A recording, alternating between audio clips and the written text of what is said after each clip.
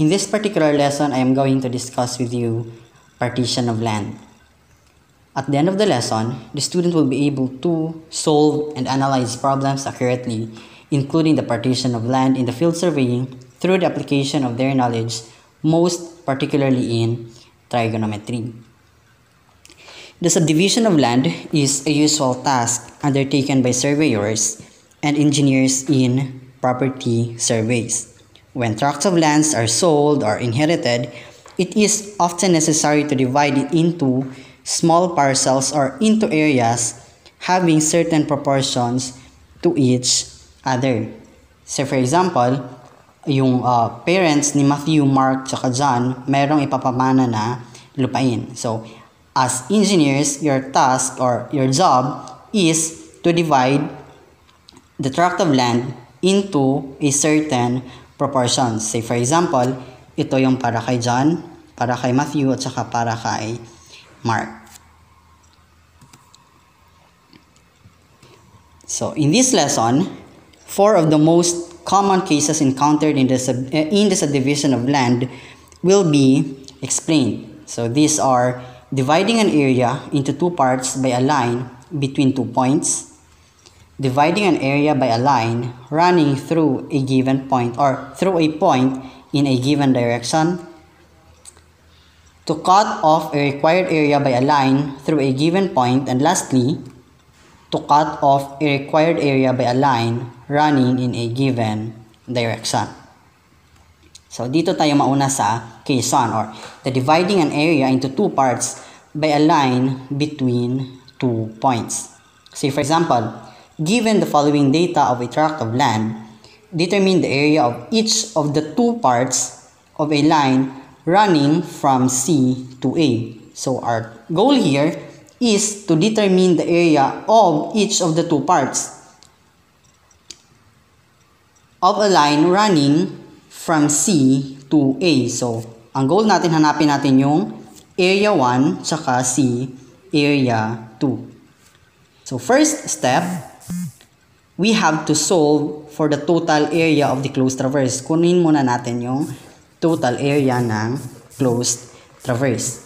So using the DMD method, so na-discuss na ito sa inyo, DMD method, kunin natin yung area yung total area ng ating closed traverse. So makakuha natin yung total area na 102,935.6806 square foot. So yan yung total area niya. Then step 2, compute the latitude and departures of CA. Ito. So i-consider natin itong itong dividing line, yung dividing line natin na CA. So ABC, itong triangle ABC. So compute muna natin yung latitude and departure of CA. So, ma-consider natin siya as dalawang closed traverse, diba? Si traverse 1 tsaka si traverse 2. Then, consider natin ito muna, yung si area 1, dito sa area 1. So, compute muna natin yung latitude and departure of CA. Ayan. So, from previous lesson, diba, yung sa omitted measurement, yung unknown, yung bearing, and length of one side. So, ma-apply natin siya dito para makuha natin yung latitude tsaka departure ni CA para ma-solve natin yung kanyang length at saka kanyang direction. So, yan. So, step 3, let X be the latitude of CA and Y be the departure of CA. Step 4, solve natin yung X and Y by equating latitudes and departures to 0. So, unahin muna natin si X. So, X, negative 176.3860 plus 203.3818 plus X equals to 0. So, we're going to obtain the value of X, which is negative 26.9958. So, since negative yung latitude natin or si X, yung direction niya nagsisimula sa south. Then, dito tayo kay departure. So, negative 438.5744 minus 73.1050 plus y, equate natin sa 0, makuha natin yung value ni y which is positive 511.6794. So since positive yung departure, so yung direction natin is going to east. So therefore, yung direction ng bearing natin is southeast. Kasi negative yung latitude and positive yung departure or downward to the right. For step 5, solve na natin yung length ni CA. Since meron na tayong latitude saka departure ni CA, tama? So length ni CA is equals to the square root of the square of the departure plus the square of the square of latitude plus the square of the departure. So the length we will obtain the length of 512.3910 feet. So 512.3910 feet. So nakuha na natin yung length. So after natin makuha yung length, solve na natin yung bearing. So using the formula, the arctangent of the departure divided by the latitude. So bearing ni CA is the arctangent of 511.6794 divided by negative 26.9958. So makuha natin yung bearing na 86 degrees, 58 minutes, and 47.71 seconds southeast. Southeast. Ayan. So meron na tayong length tsaka bearing ni CA. Next, step 7. Step 7, solve natin si area 1. Ito, solve natin si area 1 considering triangle ABC. So, paano natin siya? So, since may length na tayo at saka yung bearing ni CA, pwede na natin makuha yung area using the DMD method. Kasi 'di ba, i-consider natin siya as closed traverse. Ito, closed traverse. So, DMD method, ayan. So, using the DMD method, makukuha natin yung area 1 which is equal to 51,046.3747 square foot. Actually, pwede na natin makuha yung area, hindi na natin kailangan gamitin pa yung DMD method, di ba? Kasi yung triangle, given man yung length. So, given yung length, yung dalawang length, tsaka dalawang length, at yung tatlong length. So, pwede natin magamit yung Heron's formula para makuha yung area 1. Diba? And since given man, ito, yung bearing ni BC, tsaka bearing ni AB, pwede na natin makuha yung area ng area 1 by two adjacent side and included angle. Katulad nito. So, for example, solve natin sa area 1 using, solve natin sa area 1. So, consider natin si triangle ABC.